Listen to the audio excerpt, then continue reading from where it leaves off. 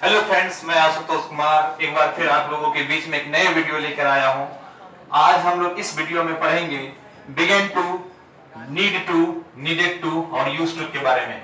Basic English, जैसा कि आपको पता है कि हम सभी रेजो फास्ट कोचिंग सेंटर की तरफ से ये सिलेबस कवर कर रहे हैं बेसिक इंग्लिश का। और लॉकडाउन की वजह से हम यूट्यूब पे इस चैनल के माध्यम से बेसिक कॉन्सेप्ट बच्चों का क्लियर कर रहे हैं। इंग्लिश में कहाँ कहाँ उन्हें बोलने में तकलीफ होती है, तो बच्चों को कई बार वो टेंस पढ़ लेता है, वॉइस पढ़ लेता है, नरेशन पढ़ लेता है, लेकिन कई बार क्या होता है बच्चे इंग्लिश बोलने में मैं वह सोचने लगा, वह सोचने लगी, मैं खाने लगा, इस तरह के वाक्य को बनाने में बहुत समस्याओं का सामना करना पड़ता है।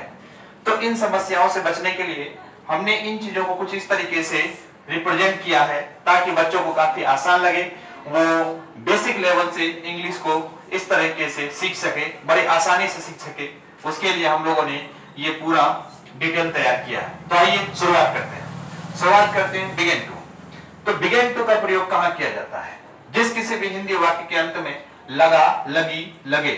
एक बार फिर से सुन लीजिए, बिगिन टू लिखा है, बिगिन टू का प्रयोग वहां किया जाता है जिस किसी भी हिंदी वाक्य के अंत में लगा, लगी, लगे होता है। जैसे कि वह सोचने लगा, जैसे वह सोचने लगा, he began to think। वह सोचने लगा, he began to think। वह सोचने नहीं लगा, आप ध्यान सुनिए, वह सोचने नहीं लगा, यहां सोचना है आपको, वह सोचने नहीं लगा, he did not begin to think। did इसीलिए लगा क्योंकि ये यहाँ पे हेल्पिंग वर्ब नहीं है। आपको पता है, मैंने आपको टेंस में बताया था बहुत पहले ही कि जो कोई भी वाक्य आपको अधूरा लगे, जो कोई भी वाक्य आपको अधूरा लगे, उस वाक्य को हम लगभग समझ लेते हैं वो पास्ट इंडेफिनिट में है। पास्ट इंडेफिनिट में है, ये वाक्य आपको अधूरा लग रहा है, वह सोचने लगा, हेल्पिंग वर्ब नहीं है। ओके, काम देखिए, वह सोचने लगा, ठीक है। तो इस तरह के वाक्य में जहां पर हेल्पिंग वर्ब नहीं है, इस तरह के वाक्य में हम लोग यूज करते हैं बिगिन टू। इस तरीके से बनाते हैं, क्योंकि बिगन फर्स्ट फॉर्म होता है, दूसरा फॉर्म होता है बिगन। नेगेटिव सेंटेंस में जब हम जाएंगे तो नेगेटिव बनाने के लिए डिड का प्रयोग करते हैं। किसका प्रयोग करते हैं? डिड का। देख लीजिए, he did not। हाँ, जैसे ही डिड का प्रयोग हो जाएगा, जैसे ही डिड का प्रयोग हो जाएगा तो ये फिर से V1 में आ जाएगा, यहाँ पे बिगन। इस बात को ध्यान में रखने की जरूरत है। आप फिर से सुन लीजिए, इस बात को ध्यान में रखने की जरूरत है। वह सोचने लगा, ये पास्ट इंडेफिनिट में सबको पता है, क्योंकि सबने टेंस पढ़ा है अच्छे से। वह सोचने लगा, he began to think। ये जो बिगेन है, ये बिगेन है, दूसरा फॉर्म है, दूसरा फॉर्म है, दूसरा बिल्कुल दूसरा फॉर्म है, और इसका फर्स्ट फॉर्म होता है बिगन। जैसे ही इसके नेगेटिव सेंटेंस में बात करेंगे तो डिड आएगा, क्योंकि ये सेंटेंस ही मेरा किस में है? पास्ट इंडेफिनिट में। ये मेरा सेंटेंस है। जब पास्ट इंडेफिनिट के सेंटेंस को नेगेटिव में बनाते हैं, डिड का प्रयोग करते हैं, डिड नॉट का। he did not begin to think, कुछ इस तरीके से बनेगा। याद रखने की जरूरत है, यहाँ बिगन, जैसे डिड का प्रयोग आ जाएगा तो यहाँ बिगन हो जाएगा। बात करते हैं इसको इंटरोगेटिव में। इंटरोगेटिव में क्या होता है? क्या वह सोचने लगा, क्या वह सोचने लगा, तो डिड पहले आ जाएगा। Did he began to think, did he began to think. Okay, तुम बोलने लगे, you began to speak, you began to speak. वह रोने लगी, सी बिगन टू वीप। इस तरह के सेंटेंस को हम बिगन लगाकर प्रयोग करते हैं। अब बात करते हैं नीड टू की, बात करते हैं नीड टू की। नीड टू के बारे में हम लोग एक स्पेशल वीडियो बनाएंगे। कुछ बच्चे कहेंगे नीड तो वर्ब है सर, यहाँ आपने नीड का यूज तो मॉडल्स की तरह यूज किया है। तो मैं आपको बताऊंगा, इनका डिटेल्ड स्टडी हम लोग नेक्स्ट वीडियो में करेंगे। नीड का एक अलग चैप्टर हम लोग स्टडी करेंगे। अभी फिलहाल नीड टू को लेके चलते हैं। नीड टू का प्रयोग वहां करते हैं जिस किसी भी हिंदी वाक्य में जरूरत है या आवश्यकता है, जैसे सेंस है, जरूरत है या आवश्यकता है। नीड टू का प्रयोग वहां करते हैं जिस किसी भी हिंदी वाक्य में जरूरत है या आवश्यकता है, जैसे सेंटेंस आते हैं। जैसे तुम्हें सोचने की जरूरत है, तुम्हें सोचने की जरूरत है, तो ऐसी जगह पे you need to think, you need to think. Okay, अब बात करते तुम्हें सोचने की जरूरत नहीं है, तुम्हें सोचने की जरूरत नहीं है, यहाँ पे इसके नेगेटिव फॉर्म को डू नॉट लगाकर बनाते हैं। You do not need to think, you do not need to think. Okay, ता है, ती है, ते है, प्रेजेंट इंडेफिनिट में आपको पहले से पता है, प्रेजेंट इंडेफिनिट के नेगेटिव को बनाने के लिए डू नॉट का यूज करते हैं। तुम्हें सोचने की जरूरत नहीं, you do not need to think. बात करते हैं इसके इंटरोगेटिव की। इंटरोगेटिव में क्या होता है? क्या तुम्हें सोचने की जरूरत है, डू पहले आ जाए, do you need to think, do you need to think. इसके कुछ एग्जांपल्स हैं। तुम्हें बोलने की जरूरत नहीं है, इस तरह के सेंटेंस हम लोग जनरल लाइफ में बहुत यूज करते हैं। जैसे बात बात में हम लोग को कहते हैं तुम्हें सोचने की जरूरत नहीं है, तुम्हें बोलने की जरूरत नहीं है, तुम्हें खाने की जरूरत नहीं है, तुम्हें खेलने की जरूरत नहीं है।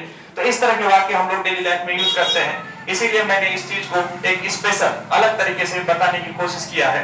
जैसे कि यहाँ पे देखिए, तुम्हें बोलने की जरूरत नहीं है, तुम्हें बोलने की जरूरत नहीं है, you do not need to speak, you do not need to speak. मुझे पढ़ने की जरूरत है, I need to read, I need to read. इस तरह के वाक्यों को हम नीड टू लगाकर प्रयोग करते हैं।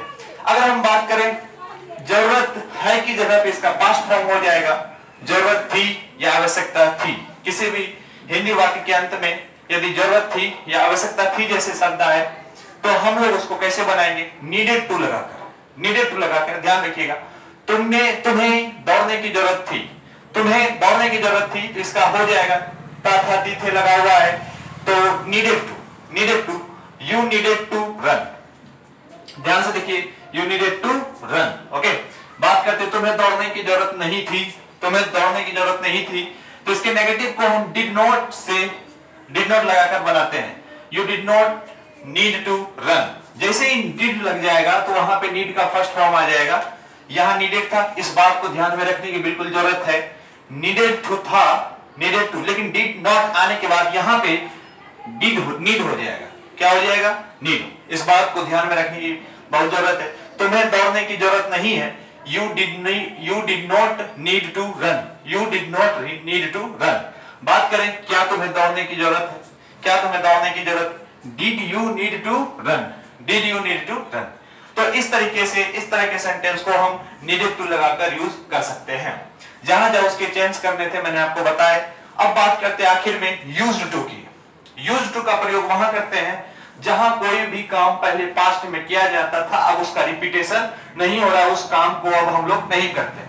जैसे कि इसको सिंपल वे में अगर हम समझें तो कुछ इस तरीके से, जिस किसी भी हिंदी वाक्य के अंत में, जिस किसी भी हिंदी वाक्य के अंत में क्या शब्द आए, करता था, करती थे, करते थे। तो इसे सुन लीजिए, जिस किसी भी हिंदी वाक्य के अंत में करता था, करती थी, करते थे, इस तरह के शब्द आए तो वहां पे हम यूज्ड टू का प्रयोग करते हैं, यूज्ड टू का। जैसे मैं जाया करता था, मैं जाया करता था, इसका सेंस क्या है, काम बहुत पहले होता था, वर्तमान में उसका कोई मतलब नहीं है। सिंपल सेंटेंस में आप समझिए, अंत में आया है करता था तो आप बना सकते हैं I used to go, I used to go. अब बात करते हैं इसके नेगेटिव को। नेगेटिव को बनाने के लिए हम लोग डिड नॉट का यूज करते हैं। किसका यूज करते हैं, डिड नॉट। जैसे डिड नॉट आ जाएगा तो यूज टू यूज में बदल जाएगा। किसमें बदल जाएगा, यूज में। ध्यान देने की बात है, जब इसके पॉजिटिव सेंटेंस थे I used to go, okay. अगर हम बात करें मैं नहीं जाया करता था, जैसे ही डिड आ जाएगा तो वहां पे यूज हो जाएगा, यूज्ड टू का यूज हम लोग नहीं करेंगे। तो यहां हो जाएगा I did not use to go, I did not use to go. ये ध्यान में रखने की जरूरत है। अब बात करते हैं इसके इंटेरोगेटिव की। इंटेरोगेटिव सेंटेंस में क्या मैं जाया करता था, क्या मैं जाया करता था, कुछ करना नहीं है, डीड को बस आगे लेके आना है। Did I use to go, did I use to go, क्या मैं जाया करता था, did I use to go. तो इस तरह के सेंटेंस को हम लोग बड़े ही सिंपल से बना सकते हैं, बड़ी आसानी से बना सकते हैं। उम्मीद है आपको ये चीज समझ में आया होगा और आप इसका प्रैक्टिस करेंगे तो बाकी और इसमें नई नई चीजें आपको देखने को मिलेंगी। और अगर आपको वीडियो पसंद आया, लाइक शेयर और सब्सक्राइब करना ना भूल रहिए। घर पे रहिए, सुरक्षित रहिए और इसी तरीके से ऑनलाइन क्लास लेते रहिए। Thank you.